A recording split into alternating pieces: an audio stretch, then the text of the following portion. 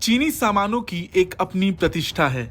वो प्रतिष्ठा ये है कि वो सस्ते होते हैं, लेकिन साथ ही उसकी एक अपनी मेरिट भी है। वो ये कि जो उनके सामान के टिकने की क्षमता होती है वो भी उतनी ही कम होती है।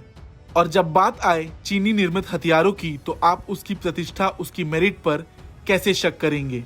जी हाँ, चीनी सामान और ज्यादा दिन टिक जाएं, ये किसी कल्पना से कम नहीं। मगर इस बात को बांग्लादेश ने गंभीरता से नहीं ली और उसी का फायदा उठाते हुए चीन ने उसे पकड़ा दिया अपना एक मेरिट वाला हथियार और लगा दिया बांग्लादेश को चूना।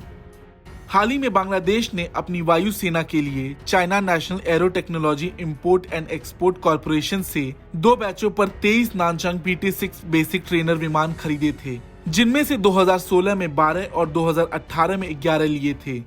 बिक्री के बाद से ही सेवा की कमी और खराब मेंटेनेंस की वजह से बांग्लादेश को अब काफी दिक्कतों का सामना करना पड़ रहा है।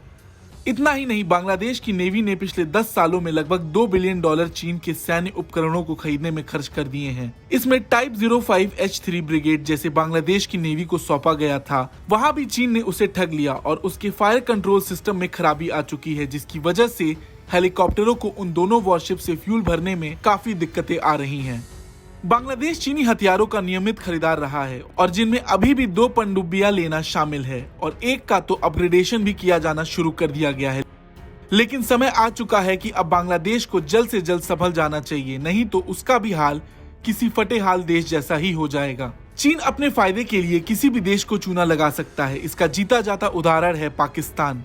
ये तो सभी जानते हैं कि चीनी सामान की कोई गारंटी नहीं होती, जब तक चले तब तक तो ठीक है, लेकिन जब खराब हुआ तो कबाड़ी भी उसे नहीं लेता। चीनी के चेंगडू एयरक्राफ्ट इंडस्ट्री ने पाकिस्तान को 3 सशस्त्र ड्रोन जनवरी 2021 में दिए थे, जिन्हें पाकिस्तानी वायुसेना में शामिल किया जाना था, लेकिन कुछ ही दिनों बाद इन ड्रोन में खराबी आ गई और इन्हें पाकिस्तानी वायुसेना के बेड़े से बाहर कर दिया गया और इनका इस्तेमाल बंद हो गया। इतना ही नहीं, पाकिस्तान चीन के BRI प्रोजेक्ट के झांसे में भी आ चुका है और हाल ही में उसने उसका खामियाजा 26 अरब ब्याज दे के चुकाया है। ब्यूरो रिपोर्ट, भारत तक।